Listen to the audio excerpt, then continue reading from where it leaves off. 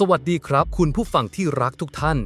ยินดีต้อนรับกลับเข้าสู่เรื่องเล่าจากอดีตพอดแคสต์ที่จะพาคุณดำดิ่งสู่เรื่องราวในอดีตที่น่าตื่นเต้นราวกับว่าคุณได้ย้อนเวลาไปสัมผัสด้วยตัวเองวันนี้เราจะมาเปิดตำนานบทใหม่ของกษัตริย์ผู้ยิ่งใหญ่ที่สุดพระองค์หนึ่งในประวัติศาสตร์ของผู้ที่นำพาอาณาจักรสู่จุดสูงสุดของความรุ่งเรืองและทิ้งมรดกอันน่าทึ่งไว้ให้โลกได้จดจำใช่แล้วครับเรากำลังจะพูดถึงพระเจ้าชัยวรมันที่ 7 ครับพระองค์ไม่ได้เป็นแค่กษัตริย์นะครับแต่เป็นดั่งนักรบผู้กอบกู้ผู้สร้างสรรค์และผู้เปี่ยมด้วยเมตตาเรื่องราวของพระองค์เต็มไปด้วยการต่อสู้ความศรัทธาและการสร้างสรรค์ที่ยิ่งใหญ่จนคุณต้องอ้าปากค้างคุณผู้ฟังพร้อมที่จะเดินทางย้อนเวลากลับไปเมื่อกว่า800 ปีที่แล้วกับผมหรือยังครับถ้าพร้อมแล้วมาเริ่มกันเลยคุณผู้ฟังครับก่อนที่เราจะไปพบกับพระเจ้าชัยวรมันที่ 7เราต้องมาทำความเข้าใจสถานการณ์ของอาณาจักรขอมในช่วงก่อนที่พระองค์จะขึ้นครองราชย์กันก่อนนะครับลองจินตนาการถึงช่วงปลายคริสตศตวรรษที่ 12 สิครับประมาณปีคศ 1177 เป็นต้นไปในช่วงนั้นอาณาจักรขอมที่เคยยิ่งใหญ่ในยุคของพระเจ้าสุริยะวรมันที่ 2ผู้สร้างนครวัดกำลังเผชิญกับวิกฤตการณ์ครั้งใหญ่ที่สุดครั้งหนึ่งในประวัติศาสตร์เลยก็ว่าได้ครับภัยคุกคามที่สำคัญที่สุดมาจากอาณาจักรจามปาครับจามปาเป็นอาณาจักรที่ตั้งอยู่ทางตะวันออกของอาณาจักรขอมปัจจุบันคือประเทศเวียดนามตอนกลางเป็นคู่ปรับเก่าแก่ที่มักจะทำสงครามกันอยู่บ่อยครั้งในครั้งนี้จามปาไม่ได้แค่รุกรานตามแนวชายแดนนะครับคุณผู้ฟังแต่พวกเขาใช้ยุทธวิธีที่น่าตกใจมากๆนั่นคือการโจมตีทางน้ำกองเรือของจามปาแล่นเข้ามาทางแม่น้ำโขงเข้าสู่โตนเลสาบและบุกเข้าโจมตีนครธมซึ่งเป็นเมืองหลวงของอาณาจักรขอมในเวลานั้นอย่างไม่ทันตั้งตัวลองนึกภาพสิครับว่าชาวเมืองขอมจะรู้สึกตกใจและหวาดกลัวขนาดไหนเมื่อเห็นกองเรือของศัตรูบุกเข้ามาถึงใจกลางเมืองหลวงการโจมตีครั้งนี้สร้างความเสียหายอย่างหนักกับอาณาจักรขอมกษัตริย์ขอมในเวลานั้นซึ่งนักประวัติศาสตร์ยังไม่แน่ใจว่าคือพระเจ้าตรีภูวนาทิตหรือพระเจ้าธรณินทรวรมันที่ 2ทรงถูกปลงพระชนและนครธมก็ถูกยึดครองนี่คือช่วงเวลาที่มืดมิดที่สุดของอาณาจักรขอมเลยก็ว่าได้ครับอาณาจักรที่เคยยิ่งใหญ่ต้องตกอยู่ภายใต้การปกครองของศัตรูผู้คนต้องทนทุกข์ทรมานจากสงครามและความไม่สงบแล้วเจ้าชายชัยวรมันอยู่ที่ไหนในเวลานั้นล่ะครับจารึกปราสาทพระขันซึ่งเป็นจารึกสำคัญในรัชสมัยของพระองค์เล่าว่าในขณะที่อาณาจักรขอมกำลังเผชิญวิกฤตพระเจ้าชัยวรมันที่ 7ซึ่งในเวลานั้นยังเป็นแค่เจ้าชายทรงประทับที่จามปาครับใช่แล้วครับคุณฟังไม่ผิดครับพระองค์ทรงประทับอยู่ที่อาณาจักรคู่ปรับนั่นแหละครับนักประวัติศาสตร์เชื่อว่าพระองค์อาจจะถูกส่งไปที่นั่นในฐานะตัวประกันหรืออาจจะไปศึกษาเล่าเรียนวิชาความรู้ต่างๆแต่ไม่ว่าจะด้วยเหตุผลใดการที่พระองค์ทรงอยู่ในดินแดนของศัตรูในขณะที่บ้านเมืองกำลังถูกรุกรานยิ่งทำให้เรื่องราวของพระองค์น่าสนใจและน่าติดตามมากยิ่งขึ้นในยุคแห่งความสิ้นหวังนี่แหละครับที่พระเจ้าชัยวรมันที่ 7จะก้าวเข้ามาเป็นแสงสว่างและความหวังของชาวขอม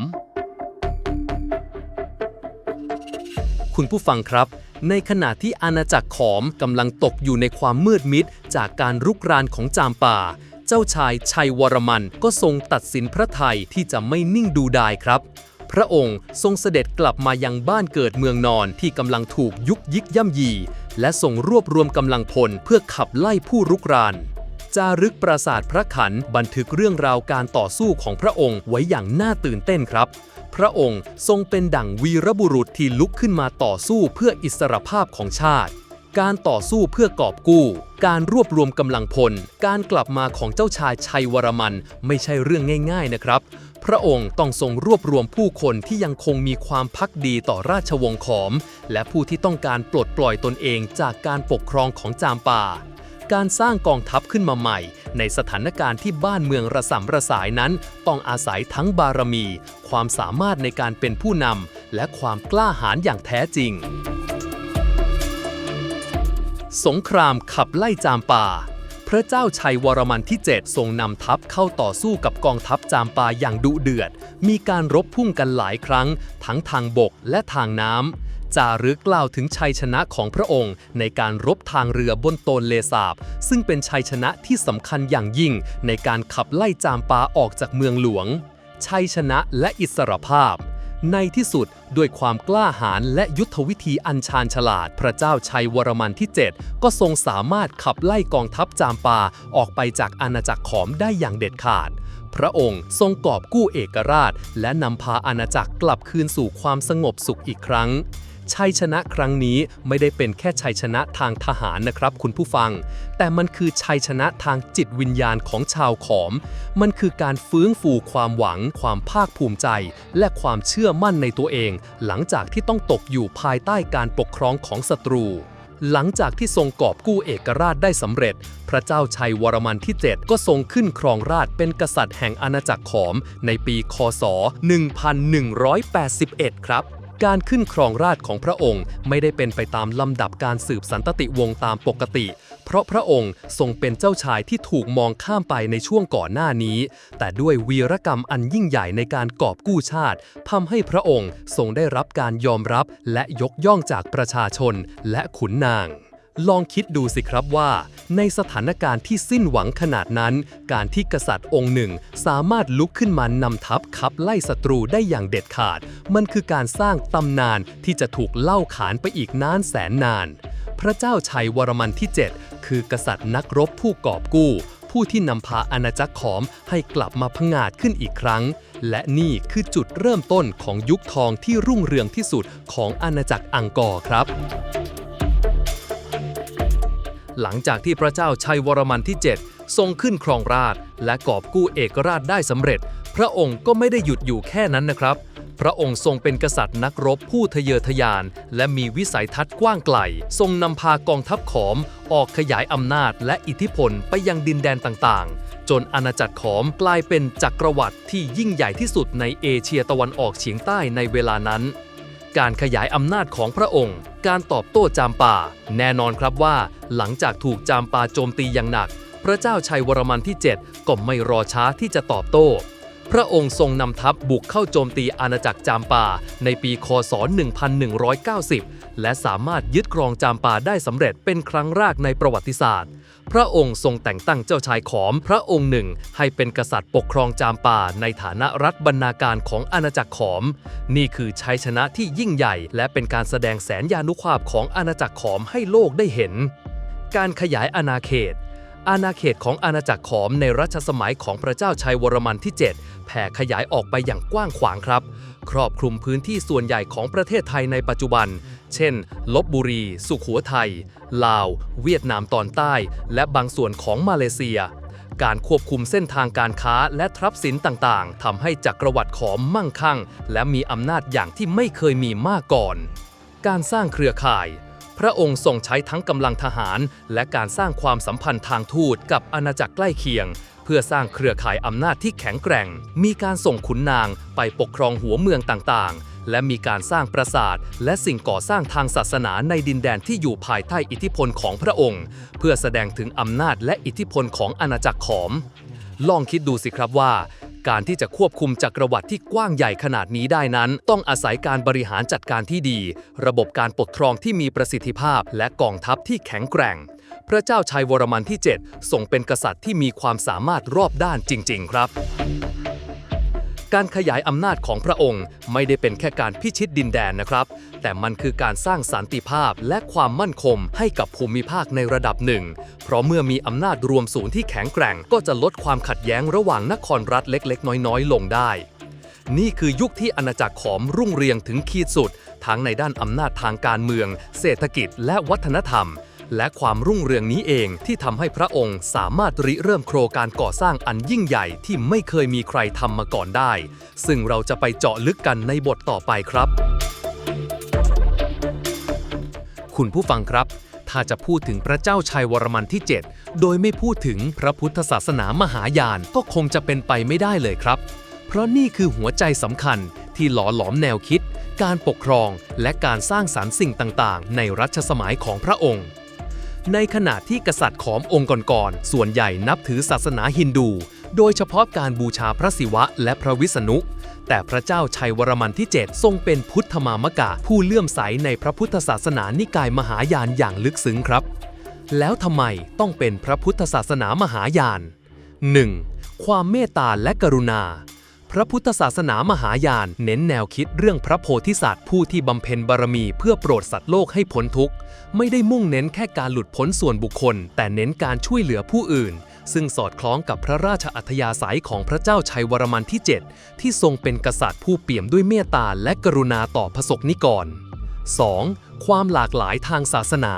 ในยุคของพระองค์อาณาจักรขอมมีความหลากหลายทางศาสนามากขึ้นทั้งฮินดูพุทธและความเชื่อพื้นเมืองการที่พระองค์ทรงเลือกพระพุทธศาสนามหายานเป็นศาสนาหลักอาจจะเป็นการสร้างความสมดุลและยอมรับความหลากหลายทางความเชื่อ 3. การเชื่อมโยงกับพระองค์เองพระเจ้าชัยวรมันที่ 7 ทรงเชื่อว่าพระองค์คือพระโพธิสัตว์อวโลกิเตศวรอวตารลงมาเพื่อโปรดสัตว์โลกการที่พระองค์ทรงสร้างรูปเคารพที่มีพระพักตร์คล้ายพระองค์เองในปราสาทบายานก็เป็นสัญลักษณ์ของการที่พระองค์ทรงเป็นดั่งพระโพธิสัตว์ผู้มองดูและปกป้องพระสงฆ์นิกรจากทุกทิศทางการเผยแผ่พระพุทธศาสนามหายานพระเจ้าชัยวรมันที่ 7 ทรงใช้พระพุทธศาสนามหายานเป็นอุดมการณ์ในการปกครองและพัฒนาอาณาจักรครับพระองค์ไม่ได้แค่สร้างปราสาททางพุทธศาสนาเท่านั้นแต่ยังทรงริเริ่มโครงการต่างๆที่แสดงถึงพระเมตตาและกรุณาของพระองค์การสร้างโรงพยาบาลอโรคยาศาลาจารึกระบุว่าพระองค์ทรงสร้างโรงพยาบาลกว่า102แห่งทั่วอาณาจักรลองคิดดูสิครับว่าในยุคนั้นการมีโรงพยาบาลจำนวนมากขนาดนี้เป็นเรื่องที่น่าทึ่งมากๆแสดงให้เห็นถึงความห่วงใยในสุขภาพและความเป็นอยู่ของประชาชนอย่างแท้จริงการสร้างที่พักสำหรับนักเดินทางพระองค์ยังทรงสร้างที่พักสำหรับนักเดินทางตามเส้นทางหลักต่างๆเพื่ออำนวยความสะดวกให้กับผู้คนในการเดินทางการสร้างสะพานและถนนมีการพัฒนาระบบโครงสร้างพื้นฐานเช่นสะพานและถนนเพื่อเชื่อมโยงเมืองต่างๆเข้าด้วยกันทำให้การคมนาคมและการค้าขายสะดวกขึ้นโครงการเหล่านี้ไม่ได้เป็นแค่การพัฒนาสาธารณูปโภคพื้นฐานนะครับคุณผู้ฟังแต่มันคือการแสดงออกถึงหลักธรรมของพระพุทธศาสนามหายานที่เน้นการช่วยเหลือและเมตตาต่อเพื่อนมนุษย์พระเจ้าชัยวรมันที่ 7 ทรงเป็นกษัตริย์ที่ไม่ได้มองแค่ความยิ่งใหญ่ทางอำนาจแต่ทรงมองถึงความเป็นอยู่ที่ดีของพระสงฆ์นิกรด้วยนี่คือความแตกต่างที่สำคัญของพระองค์กับกษัตริย์องค์ก่อนๆและเป็นปัจจัยสำคัญที่ทำให้รัชสมัยของพระองค์เป็นยุคทองแห่งความเจริญรุ่งเรืองและสันติสุขในหลายๆด้านครับคุณผู้ฟังครับถ้าจะพูดถึงพระเจ้าชัยวรมันที่ 7 สิ่งที่เราจะนึกถึงเป็นอันดับแรกๆเลยก็คือนครธมครับนี่คือมหานครที่พระองค์ทรงสร้างขึ้นเพื่อเป็นเมืองหลวงแห่งใหม่และเป็นศูนย์กลางของจักรวรรดิอันยิ่งใหญ่ของพระองค์นครธมไม่ได้เป็นแค่เมืองหลวงธรรมดานะครับแต่มันคือสัญลักษณ์ของอำนาจความยิ่งใหญ่และพระพุทธศาสนามหายานในรัชสมัยของพระองค์ลักษณะของนครธมขนาดอันกว้างใหญ่นครธมเป็นเมืองหลวงที่มีขนาดใหญ่โตมโหฬารครับมีพื้นที่ประมาณ9ตารางกิโลเมตรล้อมรอบด้วยกำแพงสูงและคูน้ำกว้างขวางแสดงให้เห็นถึงความมั่นคงและศักยภาพในการป้องกันเมืองประตูเมืองอันยิ่งใหญ่นครธมมีประตูเมือง5ประตูแต่ละประตูประดับด้วยภาพแกะสลักเทพและอสูรที่กำลังกวนเกษียณสมุทรและมีรูปปั้นพระพักตร์พระโพธิสัตว์อวโลกิเตศวรอยู่ด้านบนซึ่งเป็นเอกลักษณ์เฉพาะของศิลปะแบบบายันถนนสายหลักภายในเมืองมีถนนสายหลักตัดกันเป็นรูปกากบาทเชื่อมต่อไปยังปราสาทสำคัญต่างๆผังเมืองที่เป็นระเบียบผังเมืองของนครธมแสดงให้เห็นถึงความเข้าใจในหลักการวางผังเมืองและสถาปัตยกรรมที่ซับซ้อนของชาวขอมโบราณปราสาทสำคัญภายในนครธม 1. ปราสาทบายันนี่คือหัวใจของนครธมและเป็นปราสาทที่โดดเด่นที่สุดในรัชสมัยของพระเจ้าชัยวรมันที่ 7 ครับพระพัฒน์ปริศนาสิ่งที่ทำให้ปราสาทบายันมีชื่อเสียงโด่งดังไปทั่วโลกก็คือพระพักตร์หินจำนวนมหาศาลที่แกะสลักอยู่บนยอดปรางกว่า200พระพักตร์พระพักตร์เหล่านี้หันออกไปทั้ง4ทิศและเชื่อกันว่าเป็นพระพักตร์ของพระโพธิสัตว์อวโลกิเตศวรที่มีพระพักตร์คล้ายกับพระเจ้าชัยวรมันที่ 7 เอง แสดงถึงการที่พระองค์ทรงมองดูและปกป้องพระสงฆ์นิกรจากทุกทิศทางด้วยพระเมตตาระเบียงภาพแกะสลักที่ระเบียงคดของปราสาทบายันก็มีภาพแกะสลักนูนต่ำที่น่าสนใจมากๆครับเล่าเรื่องราวทั้งทางศาสนาพุทธและฮินดูและเรื่องราวทางประวัติศาสตร์เช่นการรบพุ่งกับจามปาวิถีชีวิตของผู้คนในสมัยนั้นตลาดการละเล่นต่างๆทำให้เราได้เห็นภาพชีวิตของชาวขอมในยุคนั้นอย่างมีชีวิตชีวาสถาปัตยกรรมแบบบายันปราสาทบายันเป็นตัวอย่างที่ชัดเจนของศิลปะแบบบายันซึ่งมีเอกลักษณ์เฉพาะตัวที่แตกต่างจากศิลปะแบบนครวัดอย่างชัดเจนเน้นความอลังการความซับซ้อนและการผสมผสานระหว่างพุทธและฮินดู 2. ปราสาทพิมานอากาศเป็นปราสาทที่สร้างขึ้นก่อนหน้าในยุคฮินดูแต่ก็ตั้งอยู่ภายในเขตพระราชวังของนครธม 3. ลานช้างและลานพระเจ้าขี้เรื้อนเป็นระเบียงหินขนาดใหญ่ที่ใช้สำหรับประกอบพิธีสำคัญต่างๆมีภาพแกะสลักรูปช้างและรูปเคารพต่างๆที่สวยงามการสร้างนครธมและปราสาทบายันแสดงให้เห็นถึงความยิ่งใหญ่ของพระเจ้าชัยวรมันที่ 7 อย่างแท้จริงครับไม่ใช่แค่ในด้านสถาปัตยกรรมและศิลปะแต่ยังสะท้อนถึงแนวคิดในการปกครองที่เน้นความเมตตาและกรุณาต่อพระสงฆ์นิกรซึ่งเป็นหัวใจสำคัญของพระพุทธศาสนามหายานลองคิดดูสิครับว่าการจะสร้างเมืองหลวงขนาดมหึมาและปราสาทที่เต็มไปด้วยรายละเอียดอันซับซ้อนขนาดนี้ต้องใช้เวลาแรงงานและทรัพยากรจำนวนมหาศาลขนาดไหนนี่คือสุดยอดแห่งการสร้างสรรค์ของอาณาจักรครับความยิ่งใหญ่ของพระเจ้าชัยวรมันที่ 7 ไม่ได้จำกัดอยู่แค่การสร้างนครธมและปราสาทบายันเท่านั้นนะครับพระองค์ทรงริเริ่มโครงการก่อสร้างขนาดใหญ่อีกมากมายทั่วอาณาจักรซึ่งสะท้อนถึงพระราชอัธยาศัยที่เปี่ยมด้วยศรัทธาในพระพุทธศาสนาและพระเมตตาต่อพระสงฆ์นิกรอย่างแท้จริงปราสาทและสิ่งก่อสร้างทางพุทธศาสนาที่สำคัญอื่นๆ 1. ปราสาทพระขันเป็นปราสาทขนาดใหญ่ที่สร้างขึ้นเพื่ออุทิศถวายแด่พระบิดาของพระองค์พระเจ้าธรณินทรวรมันที่ 2และเป็นพุทธวิหารขนาดใหญ่มีลักษณะคล้ายเขาวงกตและมีภาพแกะสลักที่สวยงามมากมายที่นี่เองที่เราพบจารึกสะดกก๊อกธมที่เล่าเรื่องราวการกอบกู้ชาติของพระองค์ 2. ปราสาทตาพรหมเป็นปราสาทที่สร้างขึ้นเพื่ออุทิศถวายแด่พระมารดาของพระองค์และเป็นพุทธวิหารขนาดใหญ่เช่นกันสิ่งที่ทำให้ปราสาทตาพรหมมีเสน่ห์เฉพาะตัวคือการที่ธรรมชาติได้เข้าครอบงำตัวปราสาทถูกต้นไม้ใหญ่โอบล้อมรากไม้ขนาดมหึมาเลื้อยพันกำแพงและซากปรักหักพังสร้างบรรยากาศที่ลึกลับและน่าอัศจรรย์ 3. ปราสาทบรรทายศรีแม้ว่าจะสร้างก่อนรัชสมัยของพระองค์แต่ก็มีการบูรณะและเพิ่มเติมบางส่วนในยุคหลังๆและเป็นปราสาทที่มีความงดงามและละเอียดอ่อนในการแกะสลักหินทรายสีชมพู 4. ปราสาทบรรทายกระเดยเป็นพุทธวิหารขนาดเล็กที่สร้างขึ้นในรัชสมัยของพระองค์เช่นกันความสำคัญของปราสาทเหล่านี้สะท้อนพระราชศรัทธาปราสาทเหล่านี้ไม่ได้เป็นแค่สิ่งก่อสร้างแต่เป็นสัญลักษณ์ของพระราชศรัทธาอันแรงกล้าในพระพุทธศาสนามหายานของพระเจ้าชัยวรมันที่ 7พระองค์ทรงใช้ศิลปะและสถาปัตยกรรมเป็นเครื่องมือในการเผยแผ่หลักธรรมและแสดงถึงพระเมตตาของพระองค์การอุทิศถวาย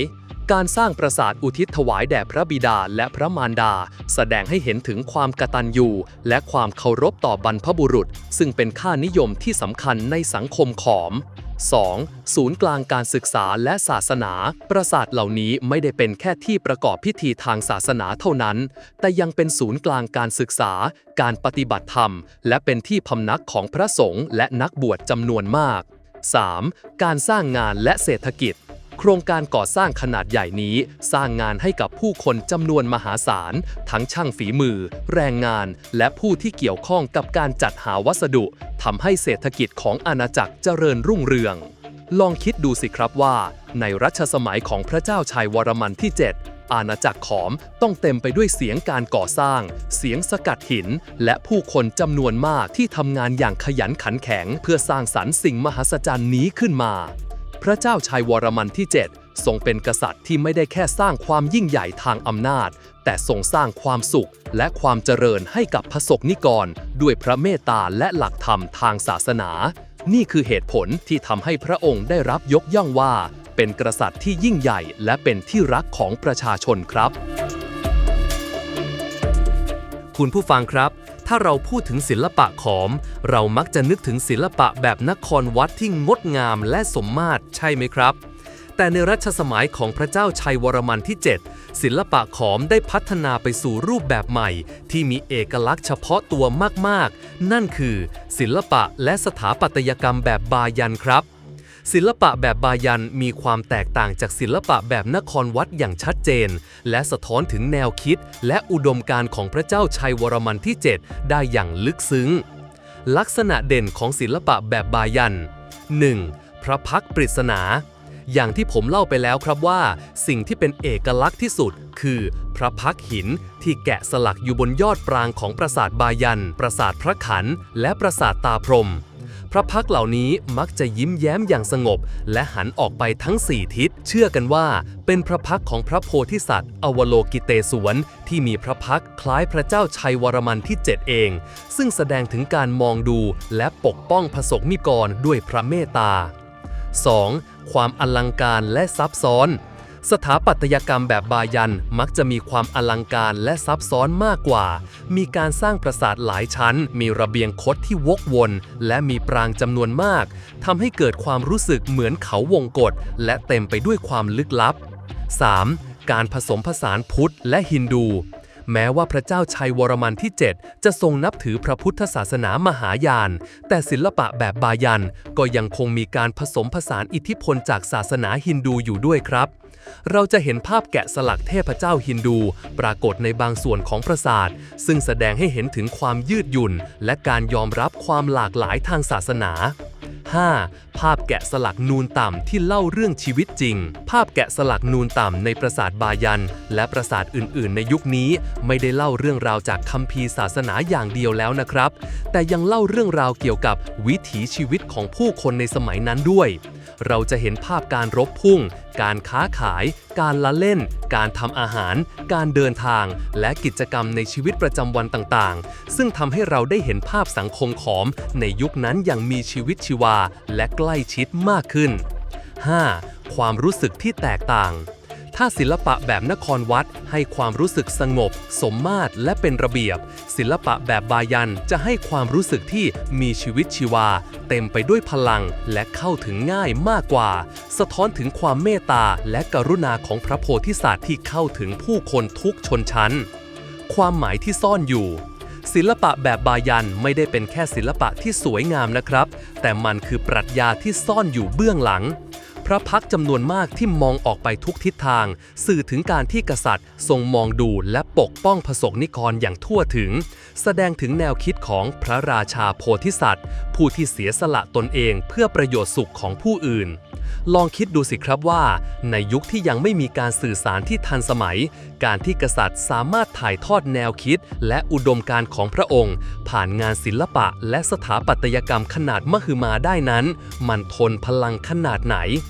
ศิลปะแบบบายันจึงเป็นมรดกทางวัฒนธรรมที่สำคัญอย่างยิ่งของอาณาจักรขอมและเป็นเอกลักษณ์ที่ทำให้รัชสมัยของพระเจ้าชัยวรมันที่ 7แตกต่างและโดดเด่นจากรัชสมัยอื่นๆอย่างชัดเจนครับการที่พระเจ้าชัยวรมันที่ 7ทรงสร้างจักรวรรดิที่ยิ่งใหญ่และริเริ่มโครงการก่อสร้างขนาดมหึมามากมายนั้นไม่ใช่เรื่องง่ายๆเลยนะครับพระองค์ต้องทรงเผชิญกับความท้าทายในการบริหารจัดการอาณาจักรที่กว้างใหญ่และซับซ้อนอย่างมากความท้าทายที่พระองค์ต้องเผชิญ 1. การควบคุมอาณาเขตที่กว้างใหญ่เมื่ออาณาจักรขยายใหญ่ขึ้นการควบคุมหัวเมืองต่างๆที่อยู่ห่างไกลออกไปก็เป็นเรื่องที่ยากลำบากพระองค์ต้องทรงแต่งตั้งขุนนางผู้มีความสามารถไปปกครองและต้องมีระบบการสื่อสารและการคมนาคมที่ดี 2. การระดมทรัพยากรและแรงงานโครงการก่อสร้างจำนวนมหาศาลต้องใช้ทรัพยากรและแรงงานจำนวนมาก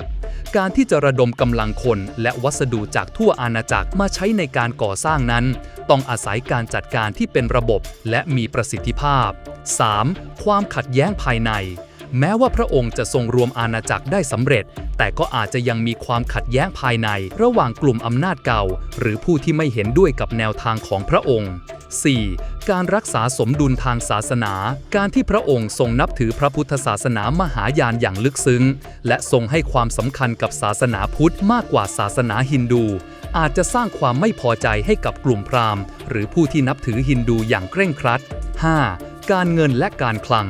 โครงการก่อสร้างขนาดใหญ่ยอมต้องใช้เงินจำนวนมหาศาลการบริหารจัดการการเงินและการคลังของอาณาจักรให้มีเสถียรภาพจึงเป็นเรื่องที่สำคัญอย่างยิ่งความสำเร็จในการบริหารจัดการแม้จะมีความท้าทายมากมายแต่พระเจ้าชัยวรมันที่ 7 ก็ทรงแสดงให้เห็นถึงความสามารถในการบริหารจัดการอาณาจักรได้ยอดเยี่ยมครับระบบการปกครองแบบรวมศูนย์พระองค์ทรงสร้างระบบการปกครองแบบรวมศูนย์ที่แข็งแกร่งโดยมีกษัตริย์เป็นศูนย์กลางอำนาจสูงสุดทำให้สามารถควบคุมอาณาจักรได้อย่างมีประสิทธิภาพ 2. การพัฒนาระบบชลประทานพระองค์ทรงให้ความสำคัญกับการพัฒนาระบบชลประทานอย่างต่อเนื่องทำให้มีผลผลิตทางการเกษตรที่อุดมสมบูรณ์ซึ่งเป็นรากฐานสำคัญของเศรษฐกิจและสามารถเลี้ยงดูประชากรจำนวนมาก 3. การสร้างเครือข่ายถนนและสะพานการสร้างโครงสร้างพื้นฐานเหล่านี้ช่วยให้การคมนาคมการค้าขายและการควบคุมอาณาจักรทำได้สะดวกขึ้น 4. การใช้ศาสนาเป็นเครื่องมือในการปกครองการที่พระองค์ทรงใช้พระพุทธศาสนามหายานเป็นอุดมการณ์ในการปกครองโดยเน้นแนวคิดเรื่องเมตตาและกรุณาทำให้พระองค์ได้รับการยอมรับและความภักดีจากประชาชนจำนวนมาก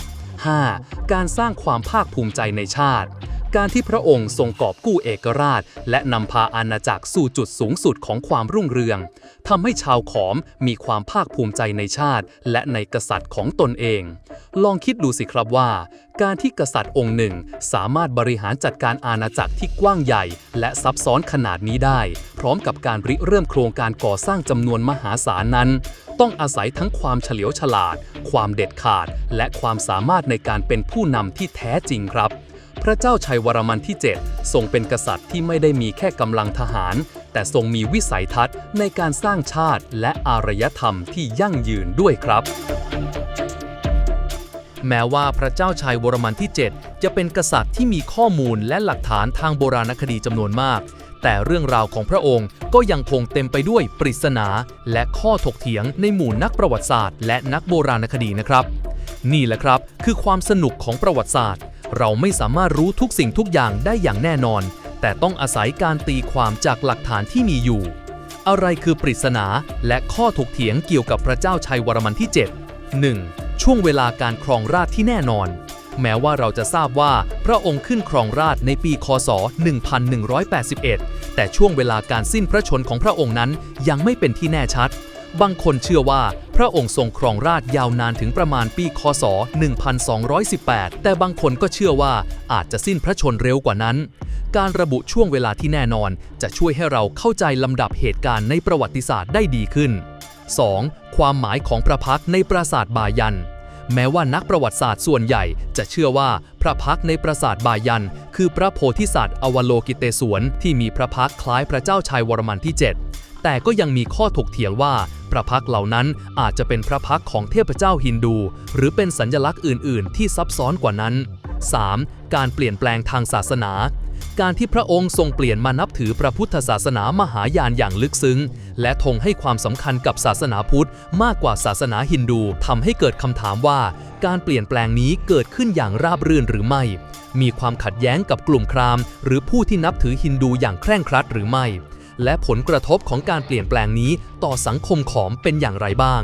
4. ภาระของโครงการก่อสร้างโครงการก่อสร้างจำนวนมหาศาลในรัชสมัยของพระองค์แม้จะแสดงถึงความยิ่งใหญ่แต่ก็อาจจะสร้างภาระอย่างหนักให้กับอาณาจักรทั้งในด้านทรัพยากรแรงงานและการเงินบางคนเชื่อว่านี่อาจเป็นหนึ่งในปัจจัยที่ทำให้อาณาจักรขอมอ่อนแอลงในยุคหลังๆ 5. ข้อมูลจากเอกสารจีนเอกสารของจีนในยุคนั้นเช่นบันทึกของโจต้ากวานที่มาเยือนอังกอร์ในอีกหลายสิบปีต่อมาให้ข้อมูลบางอย่างเกี่ยวกับอาณาจักรขอมแต่ก็มีบางส่วนที่อาจจะขัดแย้งกับข้อมูลจากจารึกขอมทำให้นักประวัติศาสตร์ต้องพยายามประติดประต่อและตีความข้อมูลจากหลายแหล่ง 6. การสิ้นสุดของรัชสมัย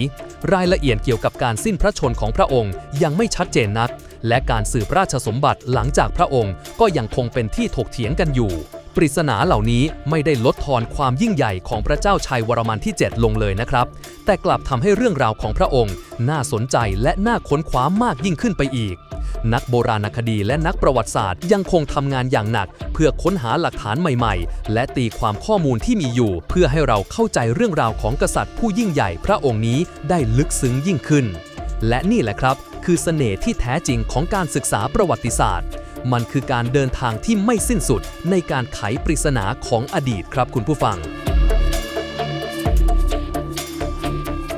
คุณผู้ฟังครับเราเดินทางมาถึงบทสรุปของเรื่องราวของพระเจ้าชัยวรมันที่ 7 กันแล้วนะครับ